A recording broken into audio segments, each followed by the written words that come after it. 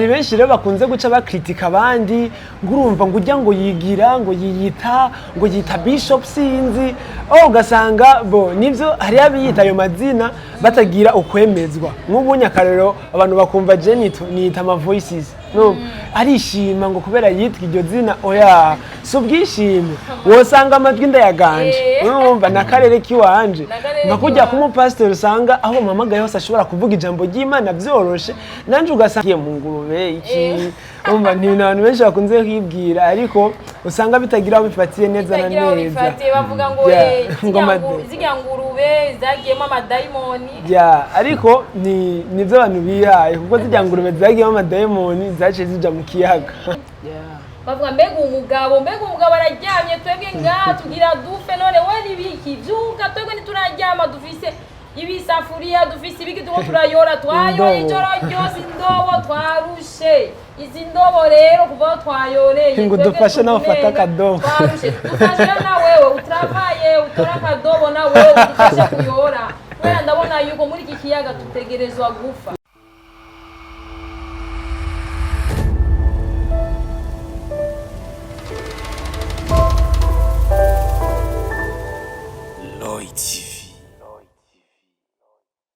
Bonjour, bonsoir, bon après-midi, bivanye naho muherereye bakunzi ba Loy TV kuri miko muri kumwe na Ndayisenga Françoise Matazirano Papa Love Jesus kuri kamera muri kumwe na Patient abikora neza cyane. Hama uno munsi turafite iganiro cyacu la puissance de la Verite kizokwama kiharengana imisi yose harimwo ubushobozi bw'ukuri. Tuzovuga ivyerekeye imibereho, tuzovuga ivyerekeye Imana, tuzovuga ibitandukanye n'imibereho y'abantu ukuntu bagenda barabaho. Hama twaba dufise abatumire bacu ngaha b'ubwiza, imisore y'ubwiza itagase kabisa. Turashobora kubaha ikaze kugira ngo baramutse abakunzi ba Loy TV kandi nabo bivuge akazina. Ego ndabaramukije ku mazina banyita Toi David Arsi, ku matazirano nitwa David Friends nivyo ego. Hano ndabaramukije ku mazina ni My Voices Friend ego nkaba ndumwe muri Holy Ghost Friends Ministries murakoze. Mwarahezagire cyane murabona abashitsi bacu biteka bari hano baje kuturaba bimeze neza cyane kandi iganiro cyacu ndizera yuko kiza kugenda neza cyane. Uno munsi dufite teme ivuga yuko Imana yaremye umuntu kubera iki. Kuri ivyo turaza kumenya ukuri kose bivanye n'aba basore bacu b'ubwiza batugendeye hano kuri uno munsi. Umwe wese arafise ukuntu ashobora kubisigura. Ndashobora kubaza ngaha akanyishura ukuntu Imana yaremye umuntu kubera iki. Kubera iki yakuremye. Murakoze. Tuvuze ngo Imana yaremye umuntu kubera iki reka dushake dufatire no kuri twebwe nyene. Je naremewe iki Imana kubera iki yandemye. Ubwa mbere na mbere Imana yaravuze ati isi nibeho. Isi maze kubaho kajaka ibyatsi kivuga ati bitungwa byose nibibeho ibikoko nibibeho ibikoko birabaho. Irema ikiyaga imaze kurema ikiyaga iravuga ati amafi yose nabeho. Gusa iravuga ati turemo umuntu. Nitanguriro igice cya mbere umurongo wa 26 yavuze ngo turemo umuntu azosa natwe ase natwe aze mu ishusho yacu. Ijambo ry'Imana rivuga ngo mu ishusho y'Imana niho yamuremeye. Uyo muntu ngo aganze ivyo bikoko byose Imana yari yaremye ibiguruka bigenda bikwegenda hasi ibigira mu mazi byose. Ijambo ry'Imana ritubwira ati turemo umuntu kugira ngo aganze. Icambere Imana yaremeye umuntu ni kugira aganze ivyo Imana yari yaremye. Tugiye mu itanguriro igice cya kabiri umurongo wa 15 haca hatubwira ngo Imana ishira wa muntu muri ryatongo rya Edeni kugira ngo aririme kandi arizigame. Burya rero ibintu by'uburemyi byatanguye kuva kera. Urumva ko n'ubwa mbere Imana yashize umuntu mu itongo kugira aririme kandi arizigame. Kuririma bisobanura kugira ngo akore. Ntiharemye umuntu kugira ngo abeho yicaye uko nyene kugira ngo ko icyo ukora cyose uri kuhimbaza Imana ni igikorwa c'Imana. Burya abantu bamwe barakunda gukonfondra ibikorwa by'Imana barakunda kwitiranya burya no gufungura n'igikorwa c'Imana ni igikorwa nyene c'Imana gufungura kuko uri kubaka umubiri wa mwemu yera ingoro ya mwemu yera rero ni ibintu byinshi Imana yaremeye umuntu. Imana ntiyaremye umuntu kugira ngo abeho uko nk'agati kawaga abeho we ari wenyine, yamuremeye mu muryango. Yes, rero reka duhe ikaze mugenzi wacu ngira afise icyo abivugako. Murakoze ku bwanje nibyo ku byo mwene wacu yavuze ni byiza kabisa. Imana yaremye umuntu kugira ngo aganze, ariko apart y'ivyo onye hari ikindi kintu je ku bwanje novuga yuko Imana yaremye umuntu. Imana yaremye umuntu kugira ngo Imana ironko baza baravugana. Haleluya. Kuko Nimba yaravuze ati tureme umuntu mu ishusho yacu, nuko yari yararemye ibindi biremwa bitari mu ishusho yayo. Ikivuga ati reka ndemure uri mu ishusho yanje afunctiona nkanje kugira ngo nze ndaronka uwo tuvugana. Sivyo? Nkuko ivyanditse byonyene bivuga ati ngo mu ishusho y'Imana niho mu ishusho yayo niho yaremeye umuntu. Bisigura biti yaremye umuntu kugira ngo baze baravugana, babonane, baganire, kuko tunabiravye neza Imana yaraza kumutemberera Adamu mu itongo ku mugoroba. Bisigura yuko byari biri ngombwa yuko Imana igira umuntu baza baravugana, baganira. Ico ni kimwe muri byinshi navuga yuko Imana yaba yaremeye umuntu. Mwarahezagiye cyane vraiment. Murabona abatumire bacu babisiguye neza cyane. Nari nzi yuko hari akantu nyene, ariko ndumva yuko kabisa asha bamaze gukora mu buryo bw'impwemu, bamaze kumenya icyo Imana yabarungitse hano. Hari abantu mutegereje muhura nabo ukababaza mbega Imana yakuremeye iki. Namwe muko muradukurikirana hari umuntu ushobora kubaza nkamubaza mbega Imana yakuremeye iki. Kwacu usanga ariko aravuga urumva ngo je Imana yandemye kugira ngo ufungure hama kugira nze ndongore nza n'umugore.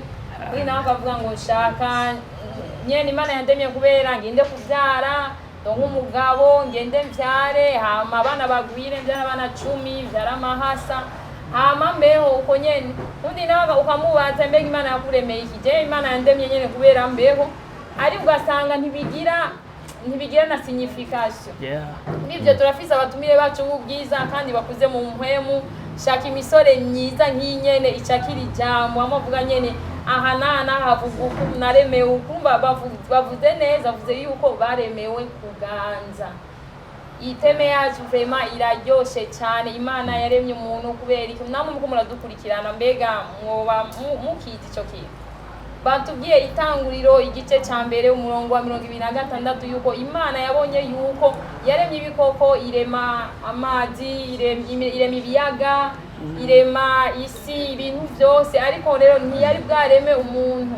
Acavuga ni muze tureme umuntu mu ishusho yacu kugira ngo ase natwe aganze isi n'ibiri mu isi byose. Kuri byo yaturemye kugira tuganze ibintu biri mu isi byose, ibikoko, ivyikwega, ibyo mu kiyaga byose twabiremewe twebwe nyene twaremewe mu ishusho y'Imana. Icyo dutegereza kuza tuganza ibintu byose. Afete mu bintu mu majambo make, mu isi hari ibintu byinshi cyane. Mu isi hari amarushwa, mu isi hari ibintu nyene biremereye, hari ingorane nyinshi twenda turahura nazo. Ariko kubw'ubushobozi Imana yashize muri twebwe, cyavuga ni muganze. Ubwo bushobozi buri muri twebwe, tegereza kuganza mu nzira zose. Hari igihe duhura n'ibibazo bitandukanye, ubukene, tugahura n'ingwara zitandukanye, ariko nitwemeranya nazo birashika ukagwara bakagushiramo serumu bakagushiraho, ariko ntiwemere yuko uvuga jewe ndagwaye. Tegereza kwa tuvuga jewe narahawe ubushobozi mu isi yuko nzoganza isi nibirimo. Kuri ibyo ingwara sinemeranya nayo, uvuga yuko ari kinyoma ca Satani. Kuri icyo rero kinyoma amaze ukimenya ugikorera ko mu isi y'umuhemu wenyene ubwo bushobozi bwa Mana warampaye ubushobozi kugira ngo nganze inosi. Ibintu byose byaremwe byose muri inosi kugira ngo ndabiganze. Nuko naje guserukira Imana muri inosi kugira ngo iyo shusho y'Imana iri muri jewe. Kubera iki atavuze indira ndeme igikoko duse, ariko yavuze indira ndeme Françoise mu ishusho ryanje kugira be presentation muri iryasi hama akore ivyo je nari gukora. Uno munsi n'abatubayeho ntitubayeho ngo kugira ngo twikorere ivyo twigenera, tubayeho kugira dukore ivy'Imana igomba, kuko Imana iri muri twebwe. Ishusho yayo niyo nyene mfise jewe uno munsi, niyo aba basore bafise uno munsi. muri ibyo kuba bariho ni ukugaragaza ubwiza bw'Imana muri ino si. Haba murakoze cyane. Hari ikindi kibazo na kindi nashaka nyene dukorere ko none kubera iki Yesu Kristo yaje muri ino si? Ego murakoze. Igituma Yesu Kristo yaje muri ino si aravyibuka ubwa mbere na mbere ko umuntu yari yamushize mu itongo rya Edeni imwishimiye iramubuza ati ntuzukore ibi ujye kuri kino giti. Gusa mu nyuma umuntu yahavuye ararenga ku vy'Imana yari yamubwiye kubwo kubeshwa n'umugwanitsi. Gusa nubwo vyagenze uko Imana yari mukunda. Ikintu ca mbere kiza kutwereka ko Imana yari mukunda nuko n'igihe bari babonye ko bari bibonye ko ubwambure bwabo itaciye barekerana uko nyene yarabahigiye ibyo bashobora kwambara muri ico gihe. Hamwe n'ivyo rero umuntu amaze gutandukana n'Imana aja mu buja arajakara abaho ubuzima butaryoshe ubuzima bwo kubabara ko n'Imana acimubwira ati genda uzojya urushe. Ibwira umugore ati na wewe uzovyara urushe. Icihana igihana inzoka ati na wewe uzokwama ukwegenda hasi kandi urya umukungugu. Hamwe n'ivyo rero umuntu yaragiye ngaho aza yicunguza amaraso y'igikoko, ariko ibyaha vyiwe ntivyaharirwa ngo biveho, vyarafukwa. Gusa Imana iravuga ati vraiment ibi bintu ntibikwiye kwamuka. Ibintu dushobora kubigiranya, sinzi ko abana bakiri batoya bamwe barakora ibintu vy'amabumba. Umwana iyo akoze ibumba arabumba ikintu ashaka, akabumba umupapa, akabumba inzu, akavuga ati aba bari batunze, aba bari bakenya, akabikora uko ashaka. Ni ibintu vy'ibibumba aba yakoze. Gusa chaque fois haje umuntu akabihonyora, umwana arababara gose akavuga ati ibintu vyanje umuntu wanje umonyoreye iki? Bon, n'Imana nuko rero ko Imana yari yaturemye kutubona tuko turajakara. Umwana ababazwa n'amabumba, Imana yoyo yabona twebwe avuga ati umuntu wanje ndamubona hariya ntari mu buzima nk'ubwo nari nifuza. Avuga ati reka je ubwanje ngende. Ni kubwo urukundo rwishi yari dukunda, nico gituma yaciyiza ikaducungura. Ego nakoze mwarahezagiwe cyane. Amen. Mateo mushobora kutubwira namwe kubera iki Yesu Kristo yaje muri ino si? Okay, hama kubwanje gituma Yesu Kristo yaje ngaha kuri ino si, bo nyamukuru ni kimwe ne data yavuze, nivyo Yesu yaje kugira ngo agaciro twari dufise Imana iri kiraturema igasubirane. Igituma kindi Imana yahisemo gutanga umwana wayo w'ikinege kuza adufire, bo no kugira ngo dusubire muri bwa busabane twari turimo imbere yuko ducumura, imbere yuko Adamu wa mbere aduserukira mu caha, sivyo? Hama ikindi naco ni kugira ngo bwa buntu bwayo, gwa rukundo rwayo igaragaze, kuko yari ishaka bene data benshi abavukana na Yesu benshi, yacitanga umwana wayo w'ikinege. Bisigura yuko iminsi yose yo tutanze imbuto dutegerezwa kwimbura. Ivyo tubizi ku barimyi. Kubw'inzo mvo rero Imana yacitamo gutanga umwana wayo w'ikinege. Ikindi naco nkuko barinzi benshi bakunze kubiririmba, Bibiliya ivuga ati yaturemye kugira ngo tuyihimbaze. Mu vyashuro Yohana igice ca 12 umurongo w'10 habivuga neza ati bo yaturemye kugira ngo tuba abaherezi mu ijuru kandi tube n'abami ngaha ku isi. Ni kuvuga iki? Yesu yaje ngaha kugira ngo n'abamikazi.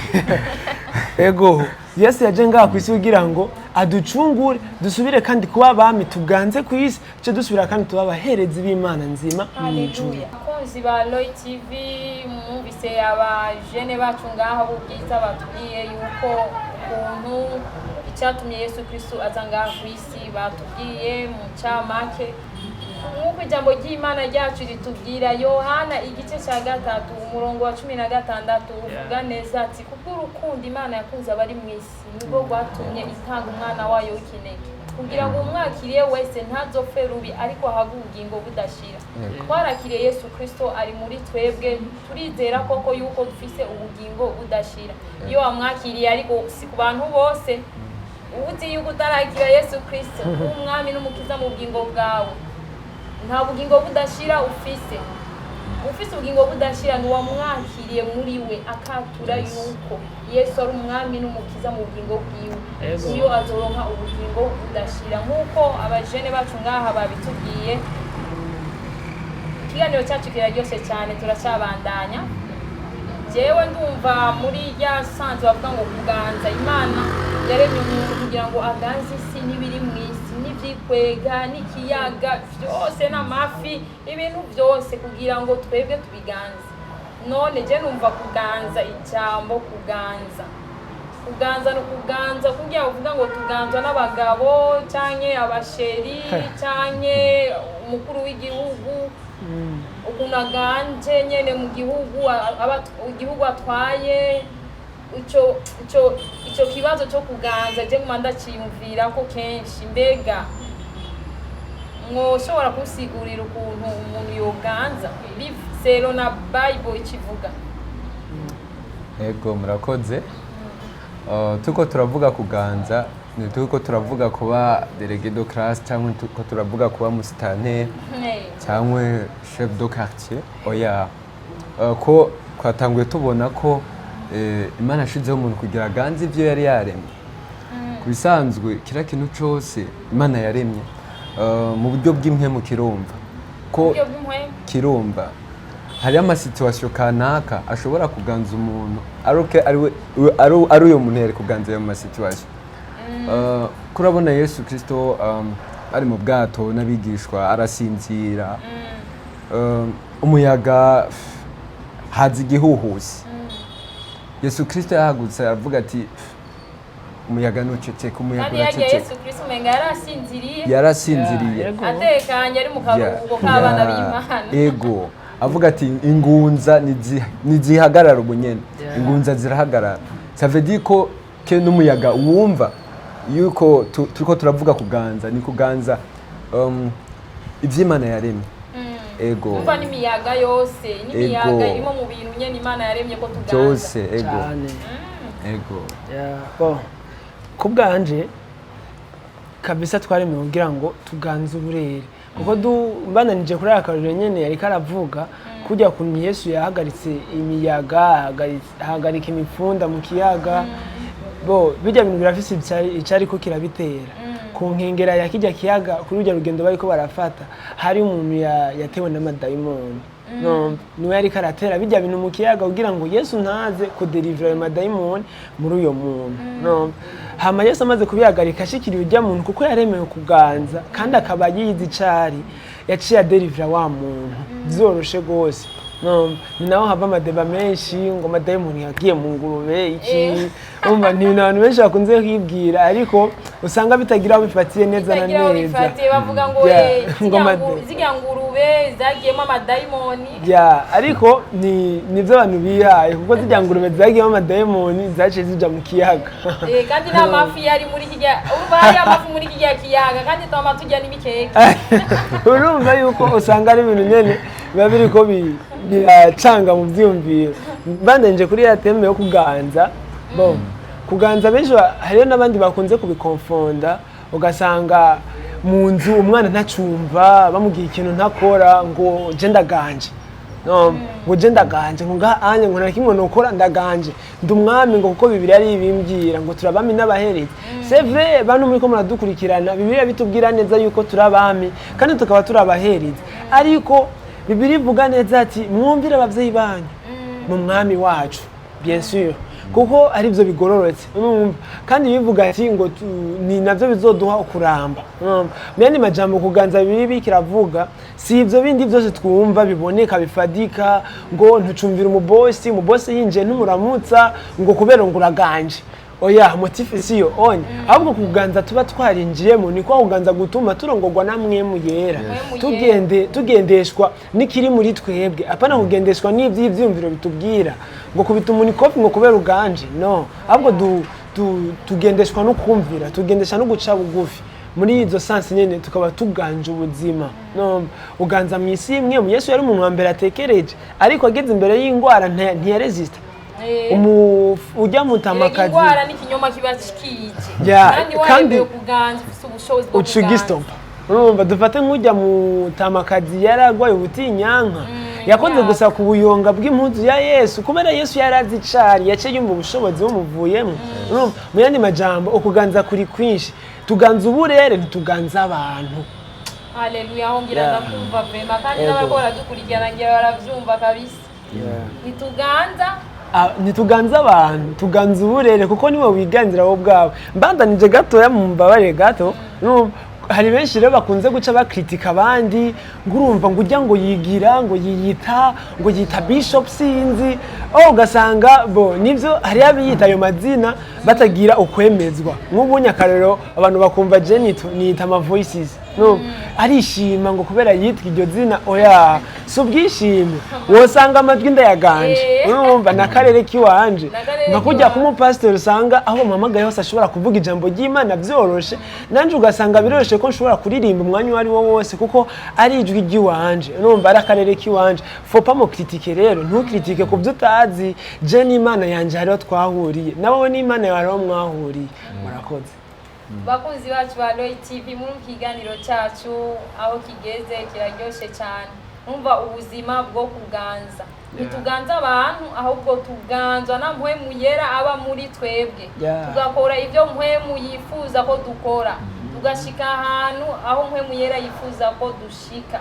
Leo niwo kwemera kuganzwa n'icari cyo cyose ikintu cyose ubonye uce wemera kuganzwa naco birashika hakaza akantu kanaka nyene k'icyaha ariko ntiwemere kuganzwa n'ico cyaha wemere kuganzwa na mpwemu yera ica kurongo bweje mpwemu yera nyoboye ngiruku kuri byo sinoganzwa n'ibi bintu mbona ariko ndi musi burongozi bwa mpwemu yera ndi musi burongozi bwa mpwemu yera kugira nkore ico mpwemu yera yifuza yuko nkora. Mwarahezagiwe cyane bakozi ba Roy TV muriko muradukurikirana ikiganiro cyacu cha Puissance de la Verite umva ubushobozi bw'ukuri bwari muri iki kiganiro cyacu twavuze byinshi twavuze niki cyatumye Yesu Kristo aza ku isi mbe ni kubera iki Imana yaremye umuntu twavuze byinshi kiri umwe wese arafise kuntu yogenda acakira kamwe kamwe ubwo buzima bwo kuganza buri mu muntu wese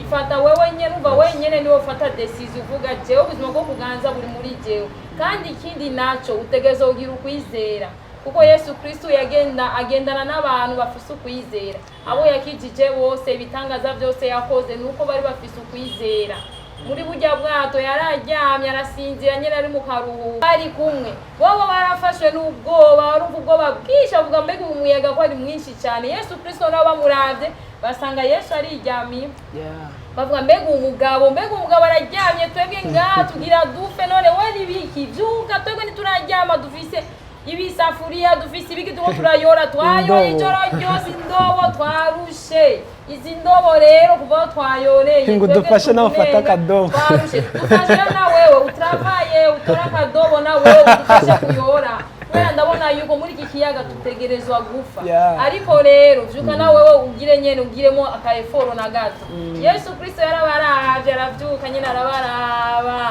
avuga nimuzi ico muri cyo kuri ivyo waramaze kumenya ubuzima bwo kuganza nta na kimwe utegereza kugwana naco ngo ngira ngo ni iki ngo ngira ngo n'ubuzima ngo ngira nje kwa Sioni ngo ngira nje he ume nigana oya ibintu birikora ufise ukwizera ibintu birikora kandi mpwemu yera ari kugikorwa kugira ngo asesangura ibiri mu muntu wese kuri ivyo Yesu Kristo arabaraba avyutse gusa yagize gusuku arahagarika umuyaga mu kwizera nyene uko umuyaga ucurahagarara wose kwa ntabwo nubona rero twari twarusha wowe yabakuze ukwizera muri wowe akamenya ubwo bushobozi urumva byose byari gukunda no muri kino gihe ibintu birahari hari ingorane nyinshi zitandukanye hari ingwara ziza atari ingwara zisaba ngo kwa muganga ugasanga amadayimoni ariko agasaba yuko ufise ukwizera ukakuduzwa kwizera kwawe ibidasanzwe bikaba biciye muri wewe kuko wowe uri presentation y'Imana muri inosi niwe waje guserukira Imana muri inosi utegereza gukora ibikomeye n'ibihambaye kubw'amuhemu yera atubamo kuko dushoboza byose n'uduha inkomezi. Mwarahezagiwe cyane bakunzi ba Roy TV mwari kumwe na Françoise Ndayisenga Matazirano Papa Love Jesus ndakunda Yesu Kristo cyane kubera yaranyitangiye ku musaraba ubu ndico ndi kubwa Kristo. Ciao ciao.